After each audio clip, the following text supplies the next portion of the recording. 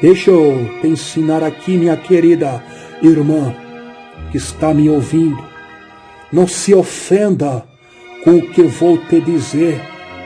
Diz a palavra que a sã doutrina obedecida por uma mulher crente se torna o sinal de poderio em suas cabeças, com seus cabelos compridos, e os anjos de Deus são enviados à terra para observarem a cada mulher crente, para ver se elas anda ou não com o sinal da sã doutrina sobre a sua cabeça, pois isto está escrito em 1 Coríntios capítulo 11, verso 10 e verso 15, que diz que a mulher crente deve ter sobre a cabeça o cabelo comprido, que é o sinal de poderio por causa dos anjos.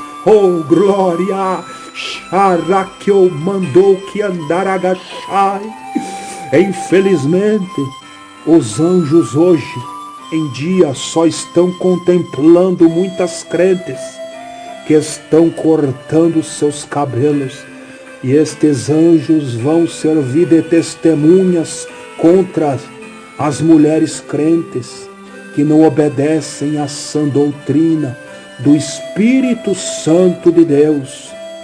Infelizmente, os modernos e as modernas vêm agora nos dias de hoje dizendo que era costume de homens pregar que a mulher tinha que ter cabelo comprido, porque as irmãs de antigamente elas prendiam o cabelo em forma de coquinho. As irmãs negras, elas faziam escova e depois enrolava o seu cabelo em forma de coquinho. Então não há escape. Vai ter muitas irmãs negras, que vão justificar. Meu cabelo é duro. Como é que eu vou deixar meu cabelo crescido, irmão? Basta você ir lá na África. Se você não quer aceitar a doutrina, Jesus vai lá na África, salva uma par de irmãs africana, como está escrito lá em Apocalipse. Diz que Jesus salva povos, tribos, línguas e nações.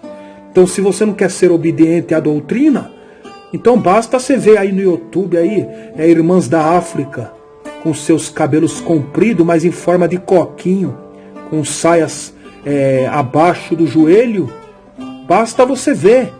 E para as irmãs de cabelo liso, elas não querem obedecer à doutrina. Aí Deus vai lá no meio das tribos dos índios, salva aquelas irmãs indígenas de cabelo lindo, de cabelo liso.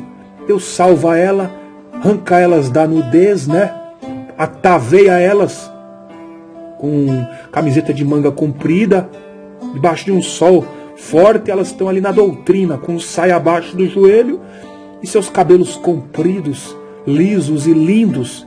Da mesma forma as africanas, Jesus tira elas do meio do ritual, das magia negra, a qual elas andam seminu também, e ataveia, põe roupa digna de uma mulher de Deus para levar para o céu. Isso é a doutrina do Espírito Santo. Mas você, irmãzinha, que está nos ouvindo, que nunca ouviu uma revelação desta, que está agora sendo tocada pelo Espírito Santo, quero lhe dizer uma coisa: volte a imitar a igreja de antigamente. Irmã, como a lagartixa, que quando perde sua cauda e depois de algum tempo vê sua cauda crescendo de novo, você também, minha irmã, poderá ver seus cabelos crescidos daqui a alguns dias. Basta você, a partir de hoje, não cortar mais seus cabelos.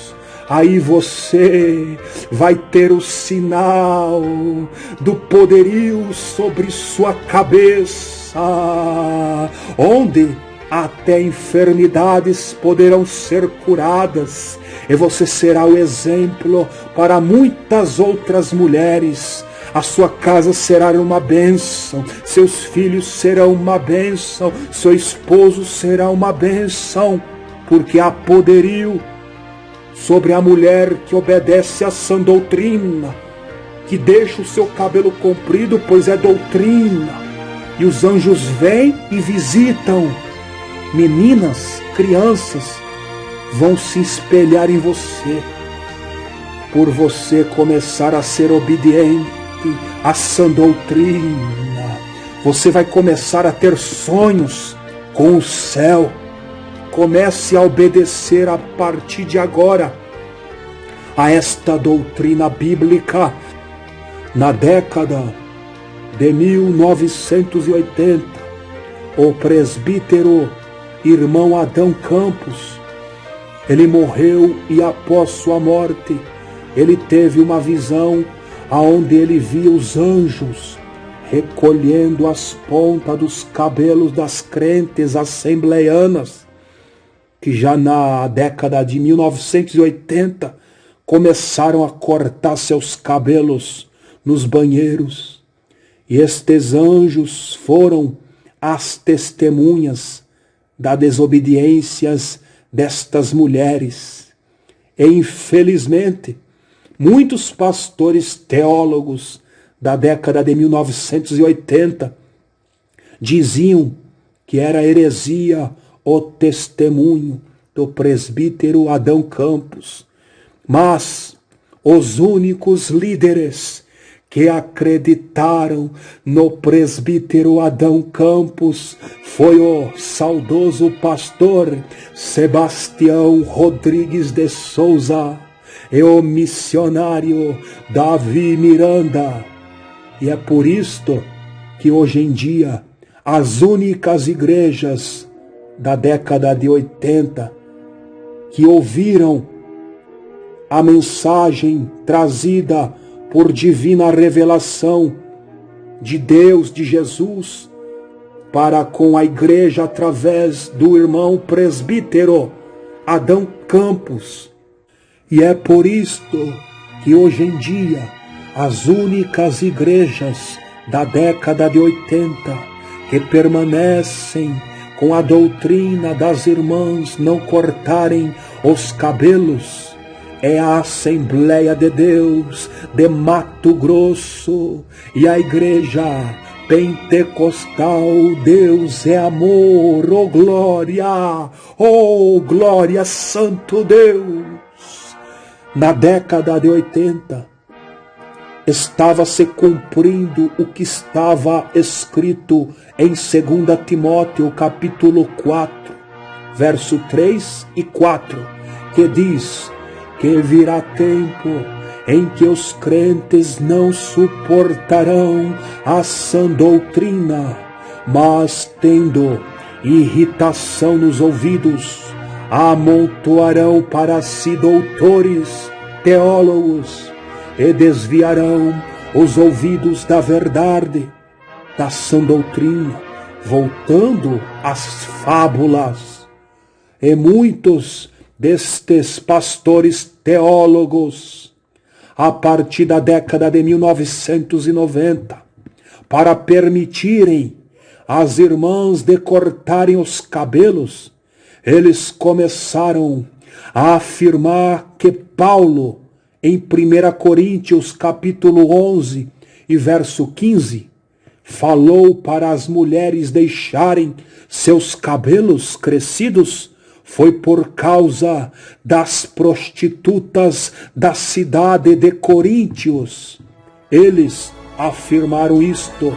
Foi baseado no livro do historiador Flávio Joséfo, que diz que as prostitutas da cidade de Coríntios tinham seus cabelos cortados e curtos, justamente naquela época em que Paulo escreveu para as mulheres terem o cabelo comprido. Então, estes pastores teólogos, sabendo desse fato histórico dito pelo historiador Flávio Joséfo, então estes teólogos se desviaram da verdade, escrita em 1 Coríntios capítulo 11 e verso 10, que diz que a mulher deve ter cabelo comprido por causa dos anjos. E voltaram às fábulas.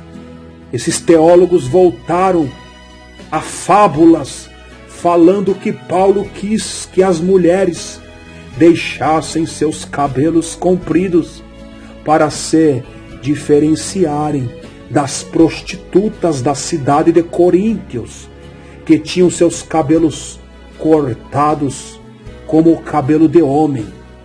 E assim nas ruas da cidade de Coríntios havia como diferenciar uma mulher crente da mulher prostituta, para assim não serem parecidas e confundidas.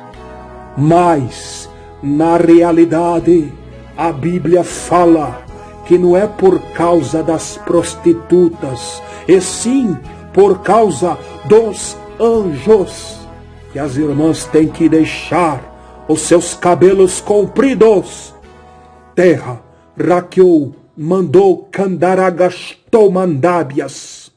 E se fosse realmente por causa das prostitutas que as crentes de antigamente tiveram que deixar seus cabelos compridos, então esta doutrina de cabelo comprido não serviria mais para os dias de hoje, porque não se trataria de uma doutrina, e sim de uma cultura de um povo onde a prostituta tinha seu cabelo curto. Mas, como não é por causa de cultura e nem por causa de prostituta, e sim por causa dos anjos de Deus, então a mulher ter seus cabelos compridos é uma ordem celestial. Oh glória, santo Deus! Oh que maravilha!